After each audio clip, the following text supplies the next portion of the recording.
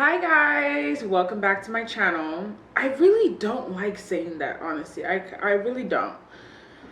Anywho, I just want to start off by saying I give a lot of credit to the bloggers, vloggers who vlog, because this is a full-time job. I'm tired, especially someone who wants to be consistent, someone who wants to build a following, someone who's kind of low-key starting from scratch. It's really hard to keep going when one or two people are watching your videos and there's nobody else. It's really hard to keep going when there's no support, but you know the bigger picture. Like, you know that with consistency it's going to grow. And I think consistency is extremely difficult. It's easier said than done. Everybody's always like, you have to be consistent in life if you want to get this and that and that. You have to be consistent. You have to be consistent.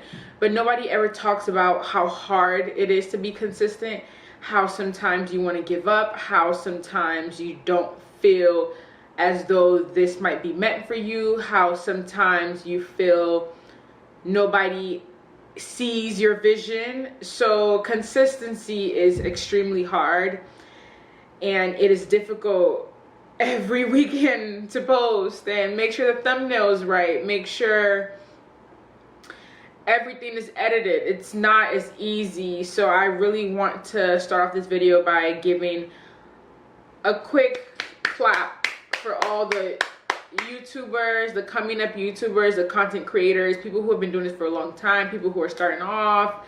I give you all the props because this is exhausting, physically, mentally exhausting. To jump into this video, I wanted to talk about mental health, and it's something that is usually not talked about. It is something that has been talked about these past couple of years, especially during the pandemic. I want to share with you guys a few reasons why you guys should seek therapy. And I'm going to start off this video. You feel free to skip to the part where I start giving you reasons to go to therapy, but I want to just give you a background on my journey with therapy. I never knew what anxiety was. I never really understood what depression was.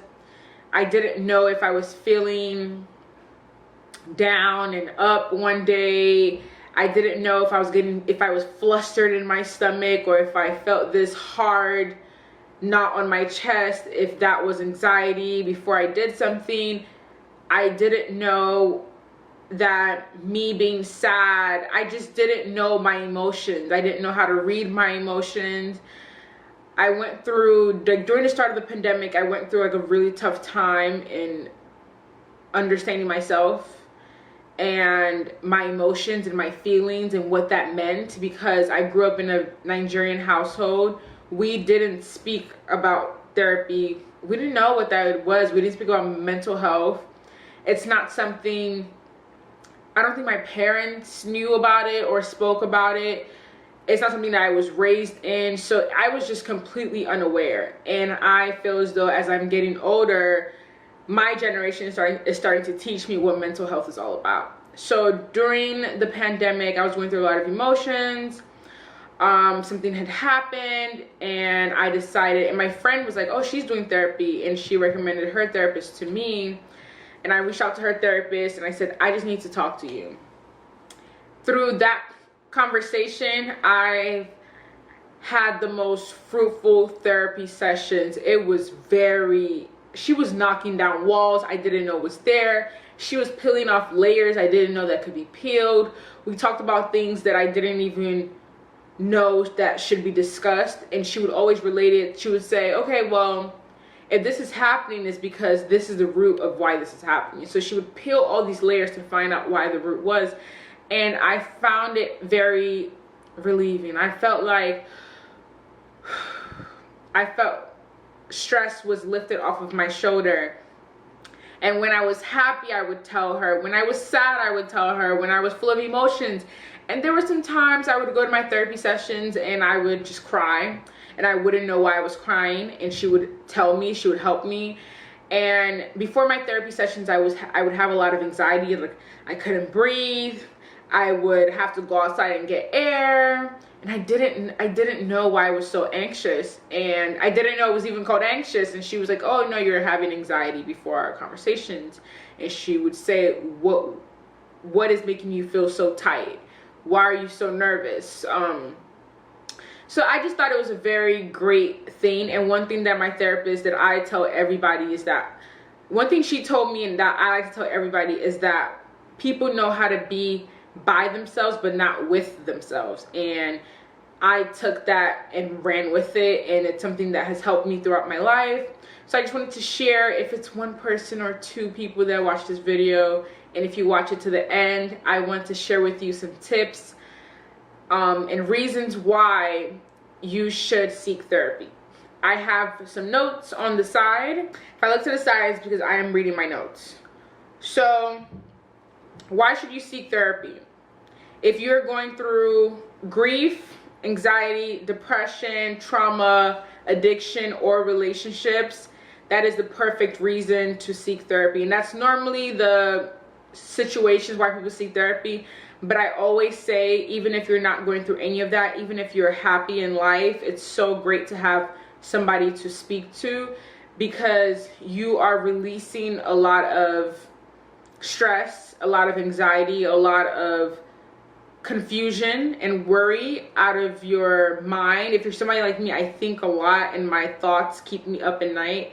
So being able to talk to somebody is a form of relief. And it's also, it's like journaling, but you're journaling out loud to somebody, especially a stranger. So that's one reason why. The next reason is family and friends can't always be your outlet, which is true. You could tell them so many things, but they all have their opinions. They all know what you should be doing.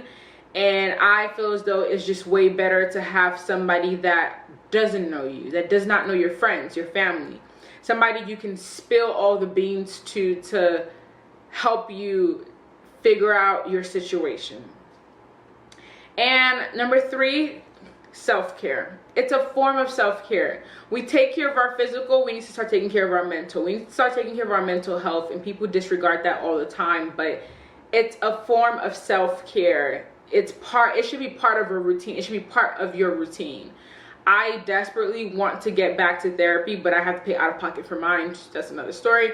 I just like my therapist. She's a private therapist, and she doesn't go through insurance, but whatever.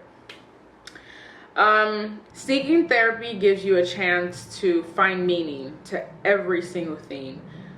Things that you might not know that might have occurred, that might have triggered something. This is the perfect way for you to understand why, when, and for you to target and pinpoint exactly the emotions and feeling that was happening to you.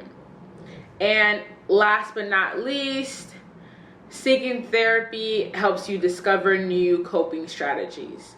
And for me, what I learned during when I get anxiety, what of my coping strategy is, she taught me the 5, I don't remember what they're called, but I will put a link or something. And when I'm getting flustered, she told me to breathe in and out and close my eyes. And so the first one is like 5 strategies, right? I think it's like 5 things. I'm putting my attention on something else so that I could stop focusing on my anxiety, so that my anxiety could go away. I pinpoint 5 things I could hear. I could hear construction beside me. I could hear my fan. I could hear this. I could hear that. And then I look for 5 things I could touch. I could touch my pen, my paper, my camera, my this, my that. And then it's see, touch, hear. There's one more. I don't know, but that was one of the coping strategies. And before I would have my conversations, I would get so like, oh my God, I can't breathe. I'm having so much anxiety, da da da. Before I would get on a call with her, I would do those things. And now when I have meetings or I'm nervous, I actually do those things, and it helps me calm down. So when you go to therapy, you and your therapist could talk about new ways to find things to help you ease your life and make your life better. And the most important thing is that you might not find, people don't say this, but you might not find your therapist in the first go around. I urge you to continue to search for the right person for you.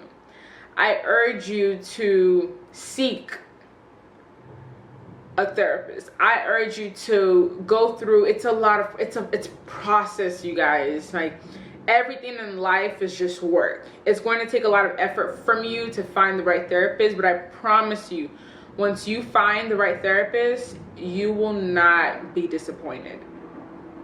This is also a sign that if you're watching this video, you need to go look for a therapist. And let me know your thoughts. Comment down below what your experience has been with a therapist. And if you have any more tips for somebody who might see this video, put it down in the comment, because it might help me and it might help somebody else. I love you guys so much, and I'm trying to be consistent. So thank you for even clicking on this video and saying hello to me. Bye.